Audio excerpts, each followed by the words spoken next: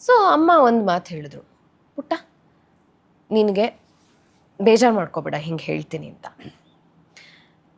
ತಲೆ ಕೆಡಿಸ್ಕೋಬೇಡ, ನಿಂಗೆ ಕೆಲಸ ಮಾಡಬೇಕು, ನಿಂಗೆ ಅದು ಒಂಚೂರು ಸಮಾಧಾನ ಕೊಡುತ್ತೆ, ಏನೋ ಒಂದು ನಾಲ್ಕಾಸು ದುಡಿತಿದ್ಯಾ ಅನ್ನೋ ಒಂದು ಧೈರ್ಯ ಕೊಡುತ್ತೆ ಅನ್ನೋ ಹಾಗಿದ್ರೆ ಮಗುನ ನಾನು ನೋಡ್ಕೋತೀನಿ, ನೀನು ಹೋಗು.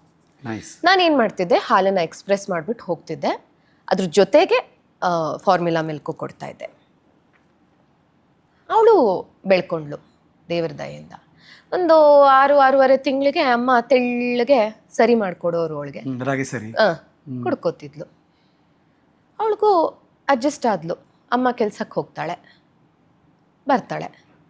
ಇವಾಗ so practical, routine. She's so practical sir. ಪುಟ್ಟ I have to go workout, I have to go ಇದು ವರ್ಕ್ ಅಂತ ಹೇಳಿದ್ರೆ, ಸರಿ ಅಮ್ಮ ಓಕೆ.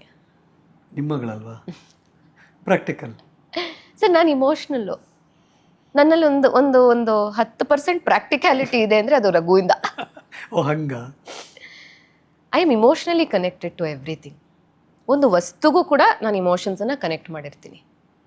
ಅದನ್ನು ಕಳ್ಕೊಳ್ಳೋಕೆ ಇಷ್ಟಪಡಲ್ಲ. I hate it, don't like it if I lose it. ನೀವೀಗ ಇದನ್ನು ಕೊಡ್ತೀರಾ ಅಂತ ಇಟ್ಕೊಳ್ಳಿ, ನೀವು ಕೊಟ್ಟಿದ್ದು ಅಂತ ಜೋಪಾನವಾಗಿ ಎತ್ತಿಟ್ಕೊಂಡಿರ್ತೀನಿ ನಾನು. ಬಿಕಾಸ್ ಈ ಇಂಟರ್ವ್ಯೂನ ನೆನ್ಪು ಮಾಡುತ್ತೆ ಅದು ನನಗೆ. ಆ ಥರ, ಗಿವಿಂಗ್ ಯು ಅನ್ ಎಕ್ಸಾಂಪಲ್.